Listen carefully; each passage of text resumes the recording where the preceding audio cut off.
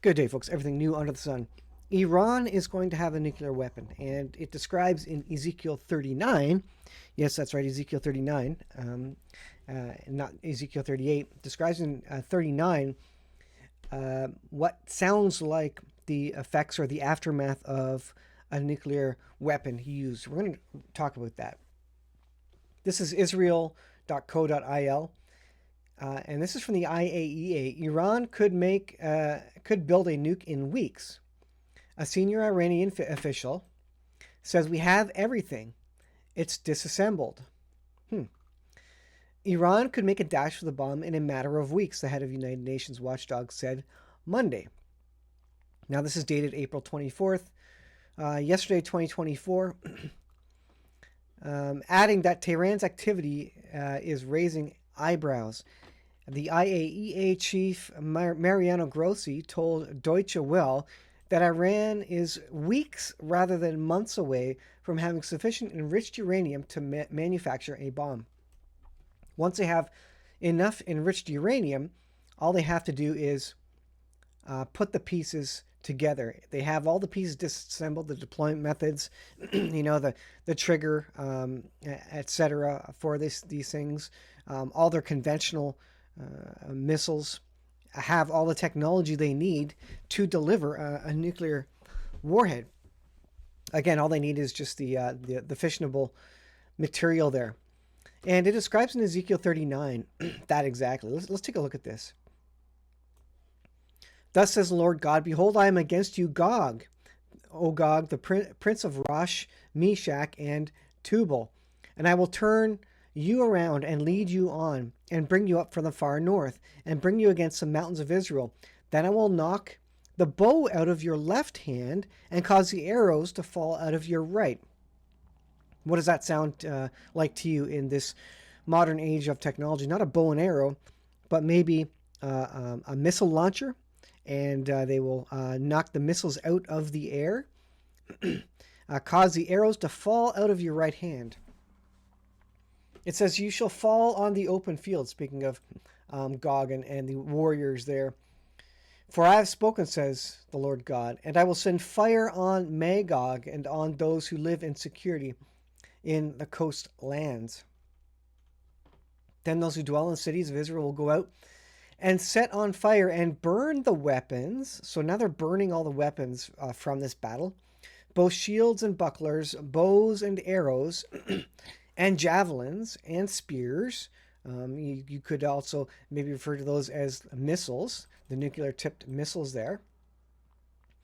And they will make fires with them for 7 years. Now, of course, if they're wooden or something else, they're not going to burn for 7 years. If they are nuclear-tipped missiles, if God causes these things to fall out of the sky and causes them to malfunction where the nuclear weapons don't explode, now that's interesting, isn't it? Or maybe the Lord prevents a lot of them from exploding, they would have fissionable material. They could then use that material, repurpose it, put it in their Dimona nuclear plant, and use it to heat their homes and boil their water for the next 7 years.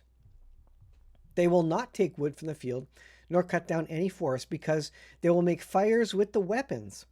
And they will plunder those who plundered them, and pillage those who pillaged them, says the Lord God. It will come to pass in that day that I will give God a burial place there in Israel, the valley of those who pass by the east of the sea, and it will obstruct travelers. So there'll be a burial, there'll be a mass a death of soldiers, whatever it may be. Let me scroll up there. So much so that travelers won't even be able to go through there. It says, because they will bury Gog and all his multitude. Therefore, they will call it the valley of Hamon-Gog.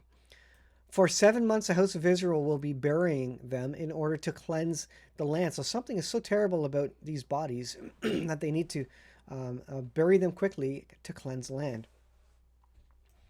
So here it is. They will set apart men regularly employed. So they go out every day. They're looking for these bodies.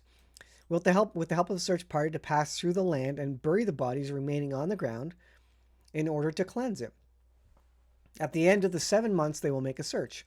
The party will pass through the land, and when anyone sees a man's bone, he shall set a marker by it, till the barriers have buried it in the valley of Hamon Gog. The name of the city will also be Hamona. Thus shall they cleanse the land. That just occurred to me that sounds like Demona. Isn't that interesting? Hamona, Demona. I don't know. I don't know if that's near or not. I'd have to look at the map. But anyways, they're setting flags near these bones as if whatever these things are, they're very dangerous to be around. Maybe they're radioactive. They have some nuclear fallout on them, so they need to deal with them and bury them properly. That's exactly what you do with nuclear waste. You have to, you don't want to touch it. You don't want to get near it. You have to bury it carefully. Only skilled groups of men go in there and deal with that.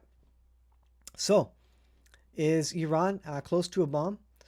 Does the Bible speak about nuclear weapons being used? Folks, go read Ezekiel chapter 39, and I think you'll find out that what it's speaking of here certainly sounds a lot like the effects of a nuclear weapon used, maybe unexploded, maybe some exploded, maybe there's a little bit of fallout, and certainly the bodies are,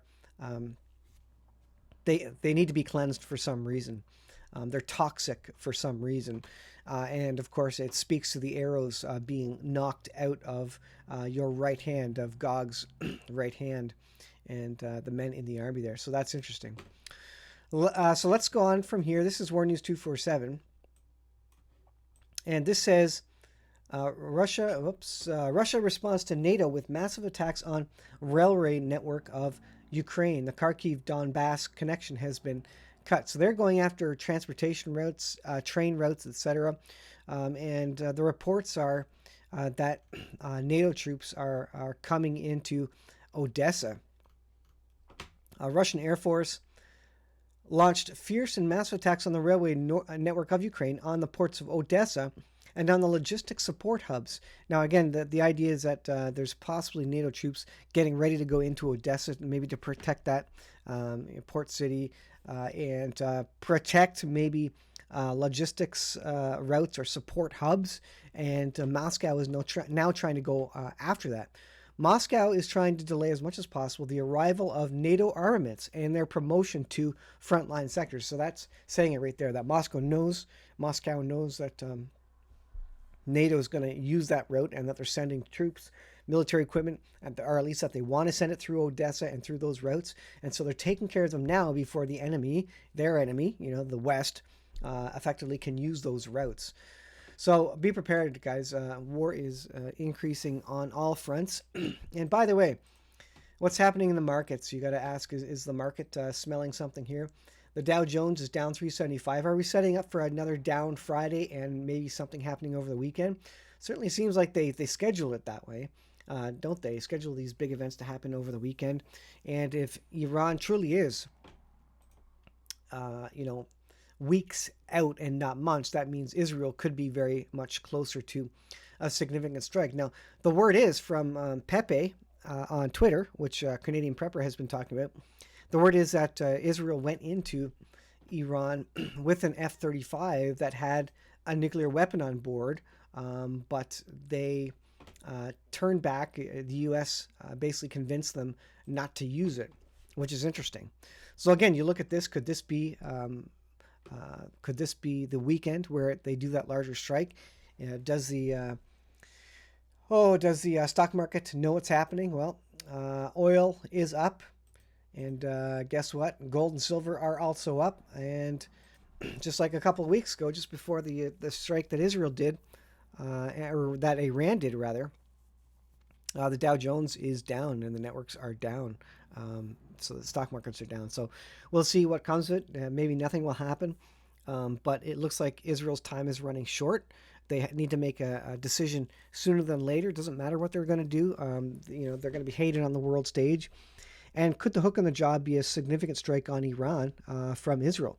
Could that be what the hook is to Gog Magog, where Iran says, we were actually attacked with nuclear weapons, and now Gog and Magog, Russia has to